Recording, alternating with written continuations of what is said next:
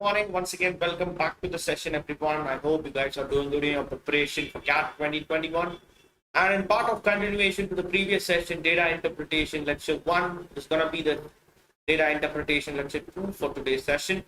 So let's try to get on with that and try to do a lot more interesting questions. Before getting into that, let me quickly introduce about myself.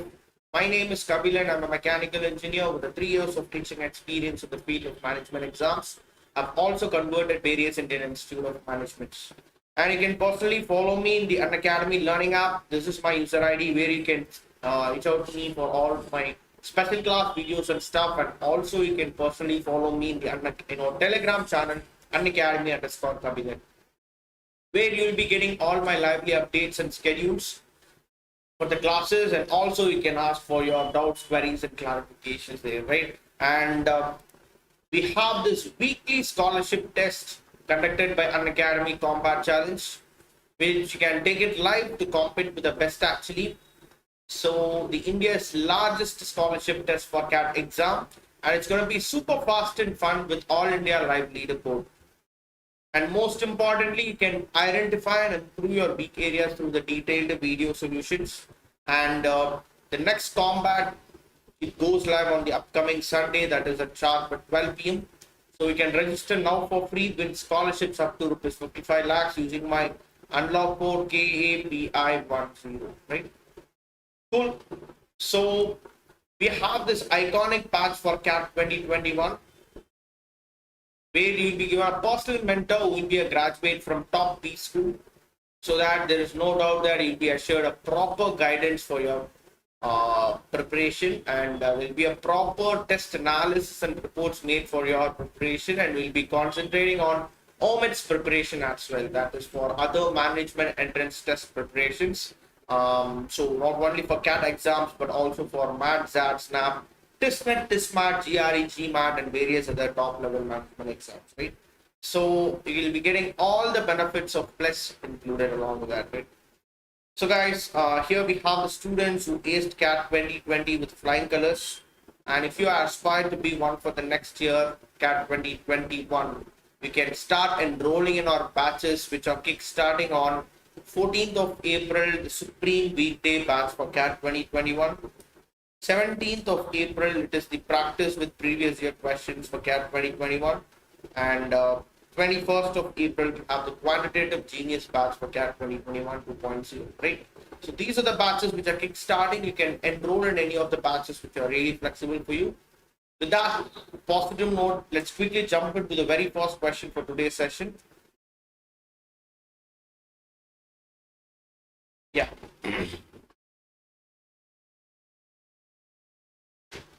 So if you could see here, the total number of workers, I think we have done this in the previous session. Yeah. So let me just quickly get on with the second session.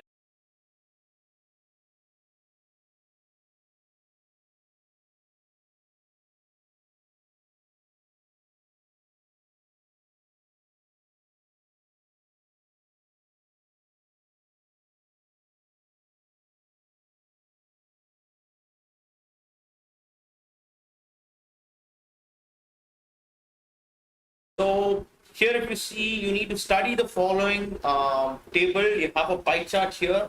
In this pie chart, you have been given, a total of 5 departments. We need to completely go through that from A, B, C, D to E, right? And their percentage distribution is also given here. If you could see, A have 18% of the total number of workers, B have 22, C have 24, D have 19, and C have 17, right? So let's find what is the total number of workers in A, B, C, D, and E respectively first, okay?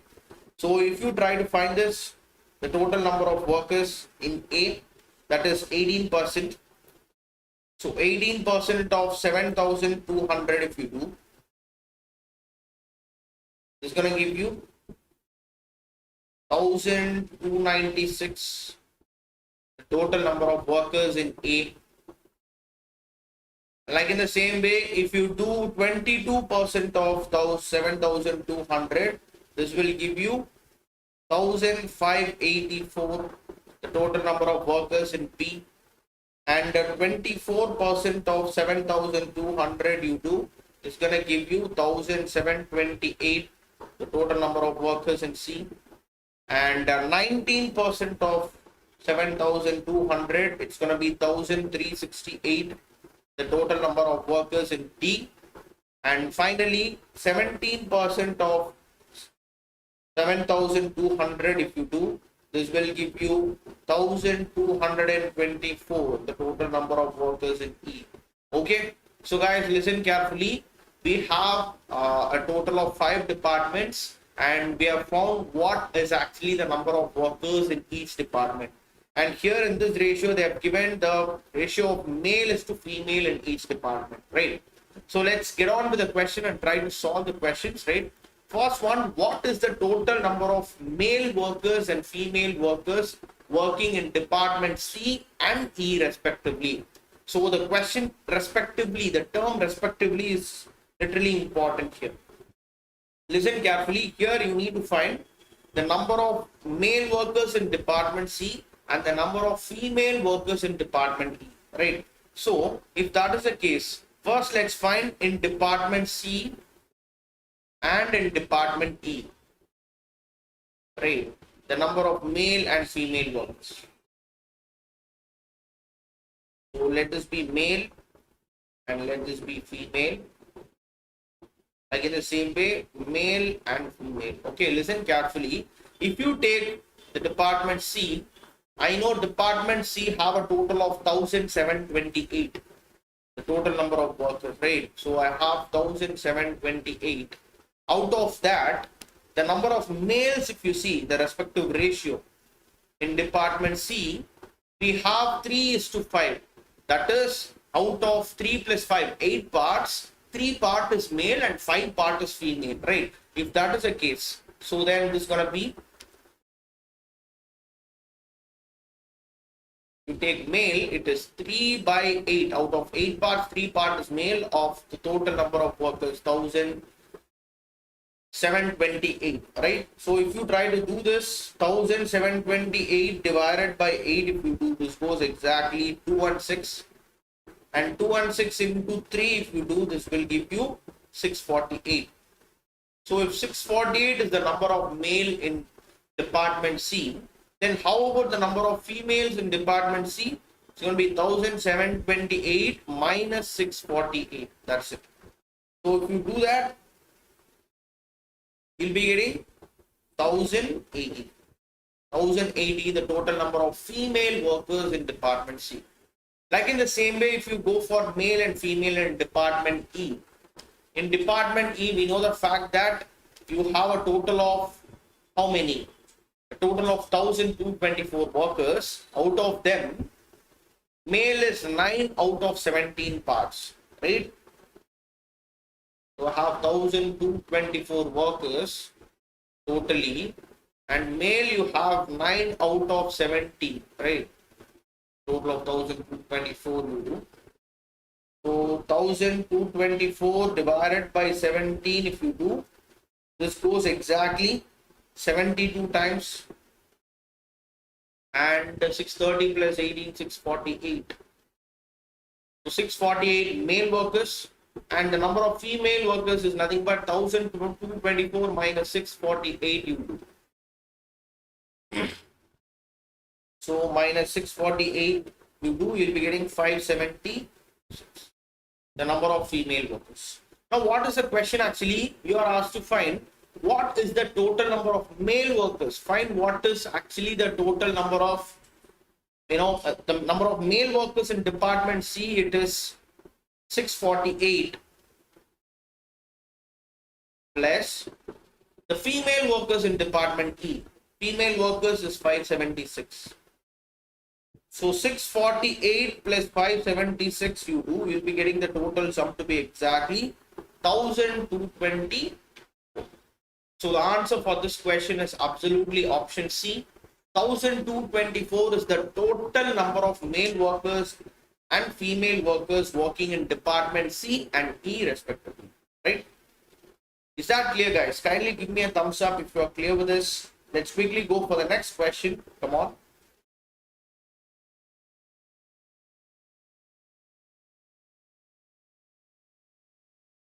Yes, come on, guys. Try to do the second question for you. Go for it.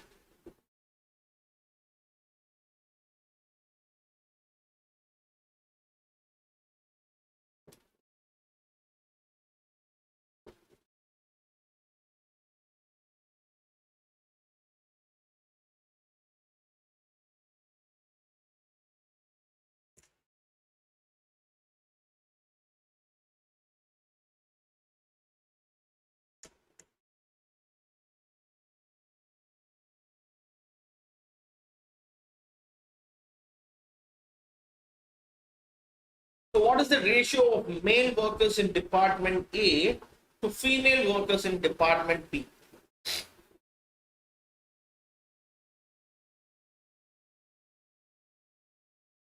So guys, listen carefully.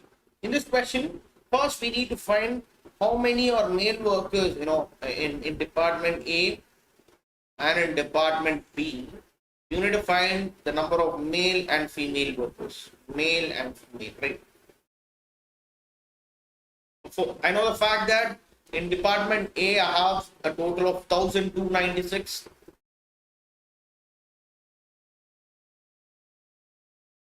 And 1,584, the total number of workers in A and B respectively. And if in A, if you see, out of 8 parts, 5 parts is male.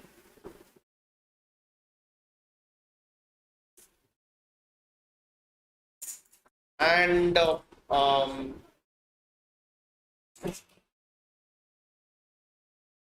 it's gonna be 5 by 8 of 1,296. So if you try to simplify this, it's gonna give you 1 6 8 so 48 and 162. So 162 into 5 you do, this is gonna give you 810. So from 1,296, if we try to subtract 810,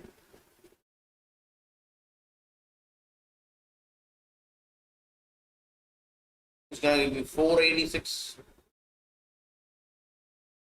The number of male and female workers in Department A. Like in the same way, if you find the male and female workers in Department B. In Department B, it is the male workers 5 out of 7, 12 parts, right? So 5 out of 12 parts. Total of 1,584.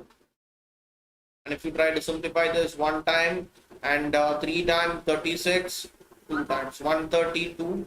132 means, and 660 the total number of male workers in Department B, and female it's going to be 1,584 minus 660. It's going to give you 924. Right, so the question here is, you need to find the ratio of male workers in Department A. The number of male workers in Department A is 810, is 2. The number of female workers in Department B. Female workers in Department B is 924. So let's just try to, strike it out with 3 tables if you try to do so. If you try to do so, 2 times 6. 270 goes 3 3s are 9 and 0 8, right? So let me go with 2 table. If you do that, 1 and then 3 2s are 6, 135 is 2, 154, right? So the answer, it's going to be option D. 135 is to 154 is exactly the right ratio for the number of male workers in Department A to female workers in Department B. That's it. Okay, cool. Let's go for the next question. Come on. The male workers of Department A is what percent of the female workers in department C? Listen carefully, guys. We have already found how many male workers we have in department A. It is 810, right? So the question is actually 810 is what percent of the female workers in department C. In department C, if you see the female workers, you have 1080, right? Is what percent of 1080? That's your question. So simply you can do what? 810 out of 1080 into 100. You are asked to find percentage. So simply find multiply into 100, right? So if you try to do so, this is gonna give you exactly 75%. So the answer for this question is absolutely option B, 75%. So the male workers of department A is 75% of the female workers in department C. That's it. Okay. Simple. Let's go for the next question. Male workers of department B. Find how much it is first. In department B, you have 660, right? So the question here is exactly 660 is what percent more than that of female workers in department D. In department D, let's find how many female workers you have. Okay, if you take D, a total of 1368, female workers is 8 parts out of 19 parts. So it's gonna be 1368 into 8 by 19. This will give you the female workers in department D. Right. So let's try to simplify this. 1368 divided by 19, you do this goes exactly 72. And 8 sevens are 560 plus 16 will give you 576.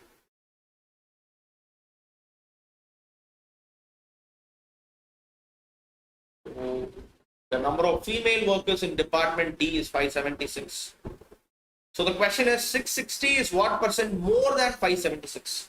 So if that is the case, first find the how much it is more actually. So what you need to do, 660 minus 576 divided by 576 into 100. That's it. Right? If you try to do so, it's going to give you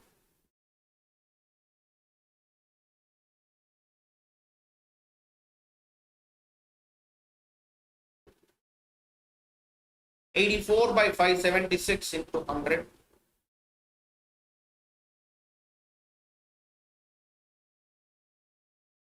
So this is approximately going to give you 14.58%. Answer it is option A. That is the number of male workers of department B is 14.58% more than that of the female workers in department D respectively, right? So guys, let's go for the last question for this set.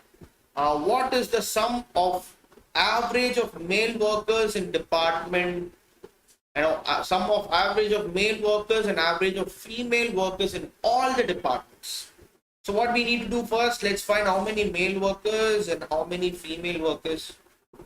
If you see this male and female in department A, we have found already, right? We have in department A, it is 510 and 486.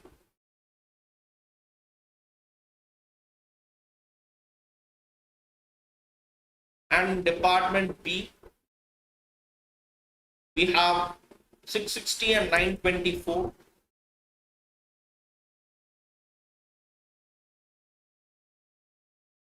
Department C, if you go, we have 648 and 1080.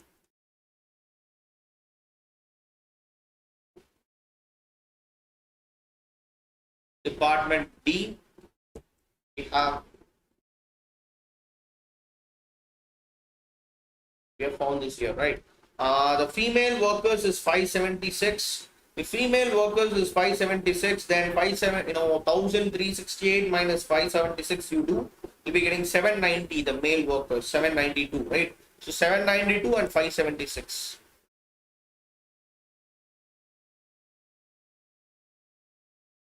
And last one, department E, we have found that already.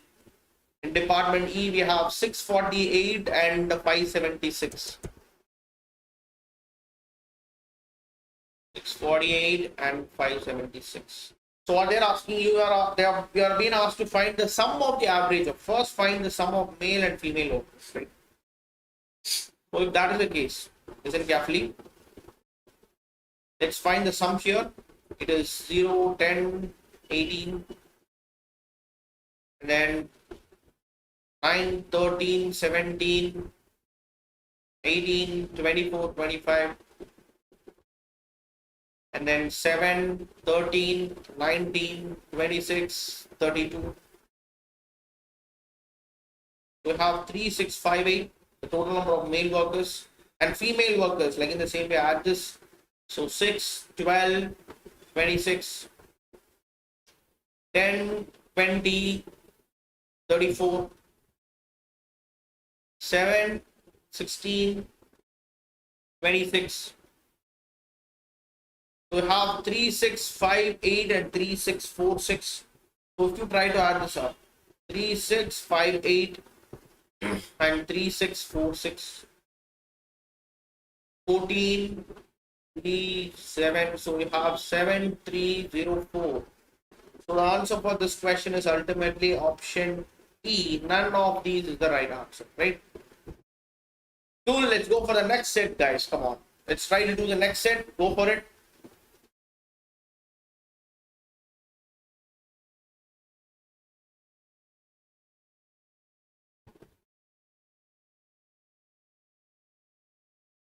The following data table shows sale of 5 different motor vehicles across the years. Okay, you need to study it and answer the questions based on it. So you have 2008, 7, 8, 9, 10 and 11. And you have these vehicles actually. You have Jeep, car, motorcycle, 3-wheeler and truck.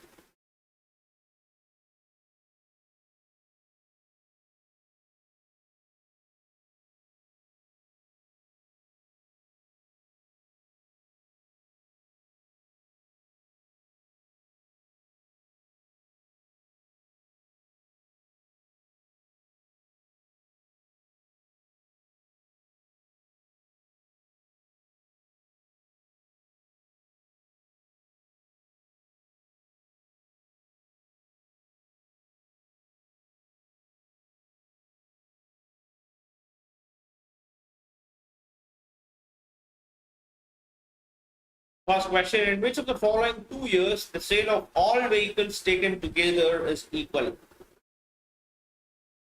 So I need to find the sale of all the vehicles taken together is equal, right? So what do we do exactly now? We need to find the sum of it in all the years. Okay, just go for the sum. If you do this 3, 5, 6, 12 and 19.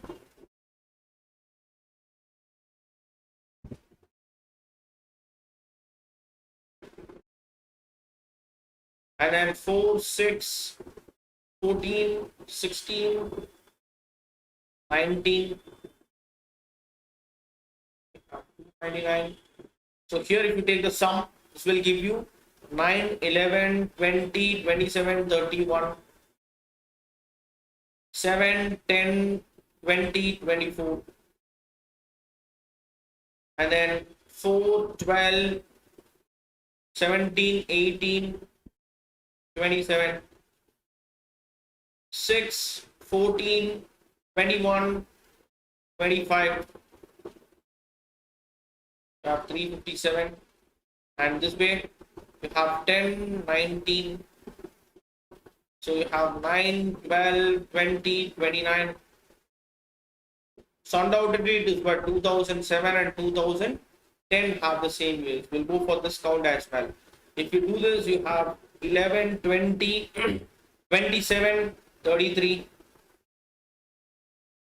and 11, 17, 23, 31, 34.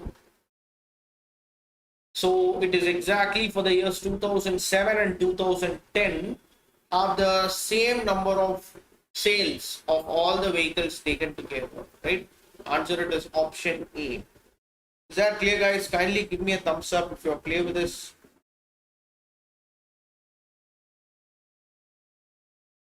We go for the next question. Find the maximum difference of all the vehicles sold over the years. So we need to find what is the maximum difference of all the vehicles sold over the years, right?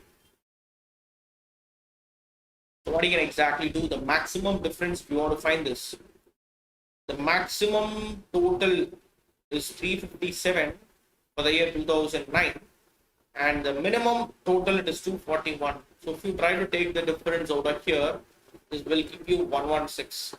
So the answer is going to be option C. 116 is the maximum difference of all the vehicles sold over the years, right? Simple question again. Next question for you. Trucks sold in 2007 and 2008 taken together. So first let's find what is the total of trucks sold in 2007 and 2008. So trucks, if you see, if there's 81, so the question is 81 is what percent of the trucks sold in the remaining years. The remaining years means excluding 2007 and 2008.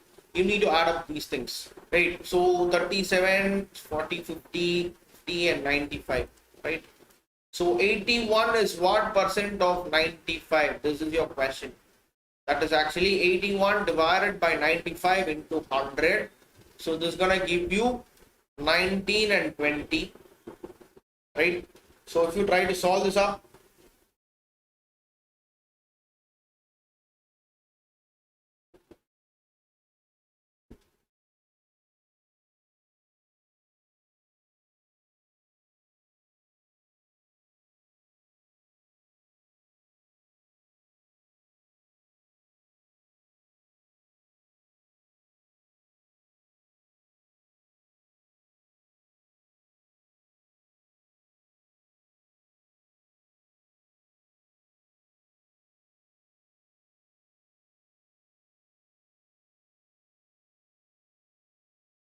so the question is, trucks sold in 2007 and 2008 taken together, is what percent of the trucks sold in the remaining years?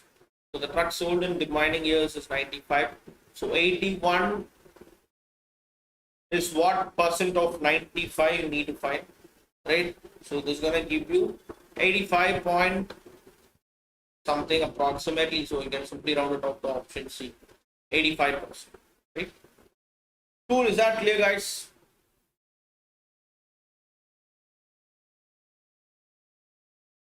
Let's go for the next question. If three-wheelers sold were rejected due to some fault in the engine in the year 2009, right? Then total number of remaining type of vehicles is approximately what percent of sale of all vehicles in that?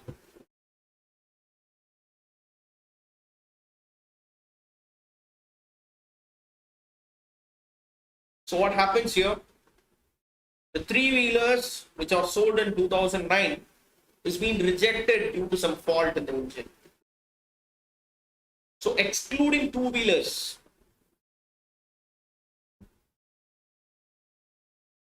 the total number of remaining type of vehicles in 2009, that is, you try to remove two-wheelers, three-wheelers, right?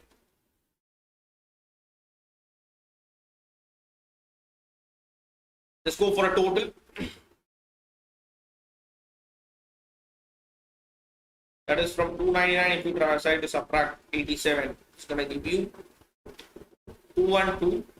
So 212 is what percent of the sale of all vehicles in that year? It is 299, right?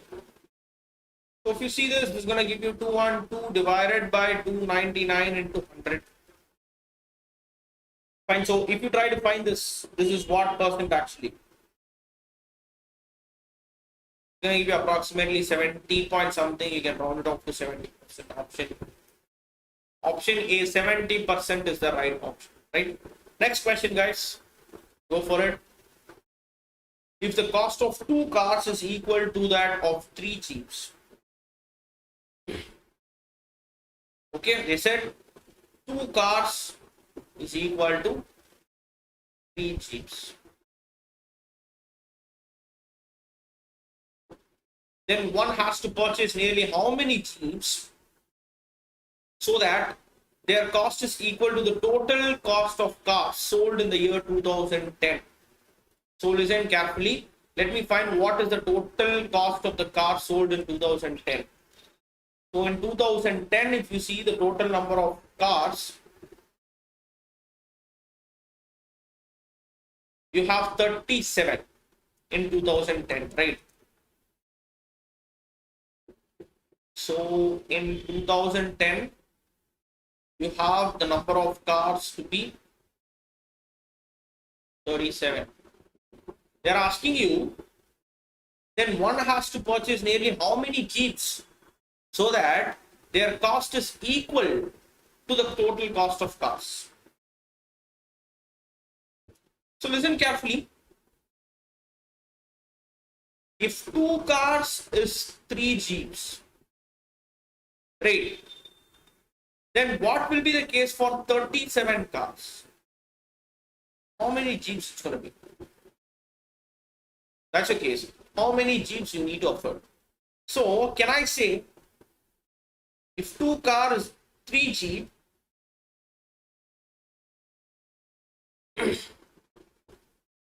then 1 jeep will be what? 2 by 3 cars, right? So if that is the case, then if I simply substitute 2 by 3 of 37, it's going to give you exactly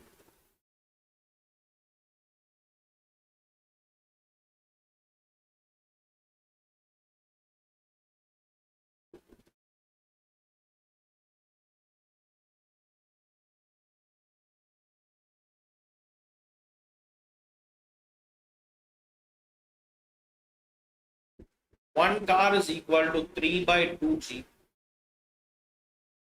Then 37 cars will be 37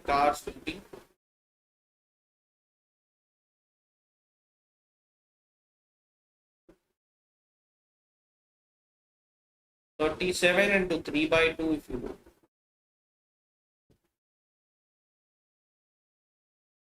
It's going to give you approximately 55 option E. Right? That's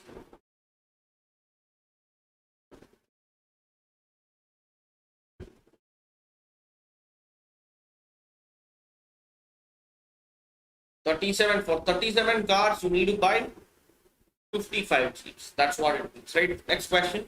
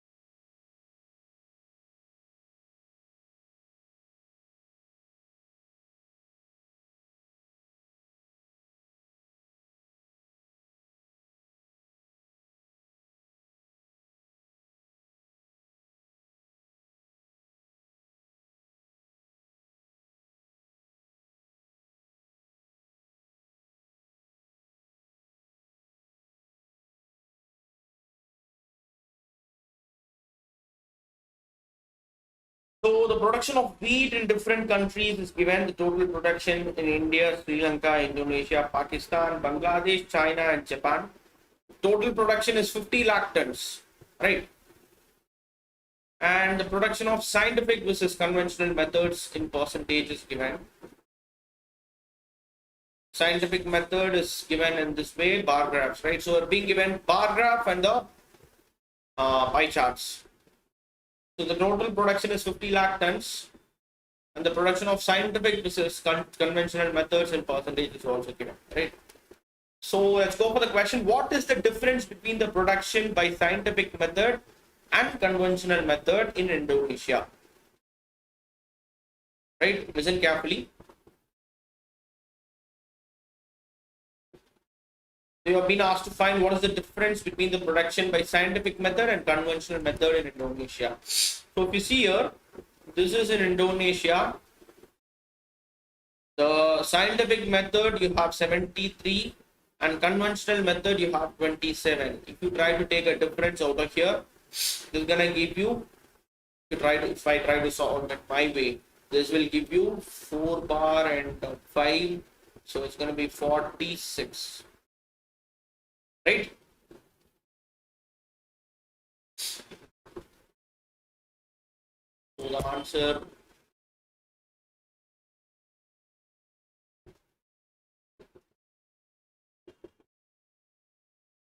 we've been asked to find the difference between the scientific method and conventional method, right?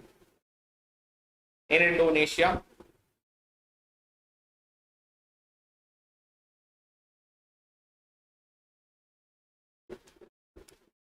So first let's find in Indonesia, if you see 10%, 10% is actually 5 lakh tons, right? 5 lakh tons.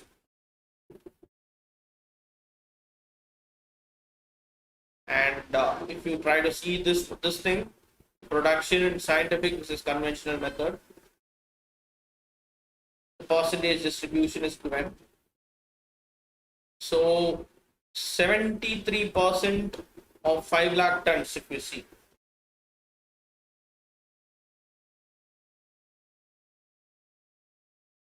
It's going to be 3.65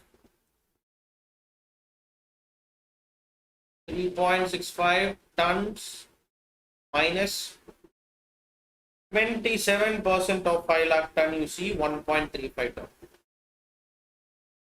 So if you try to take a difference out of here, you'll be getting exactly 2.3 lakh tons. So the difference between the production and scientific method and conventional method in Indonesia, it is option A. 2.3 lakh tons is actually the right answer. Is that clear, guys?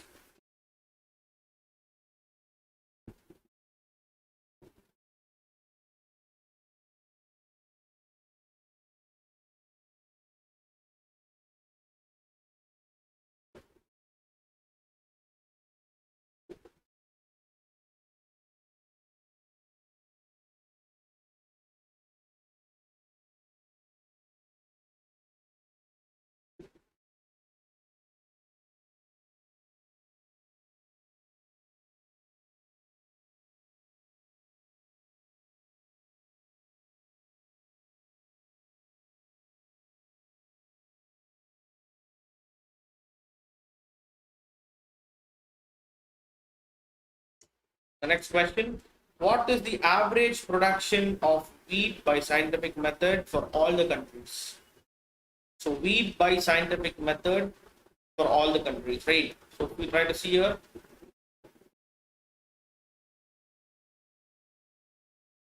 scientific method,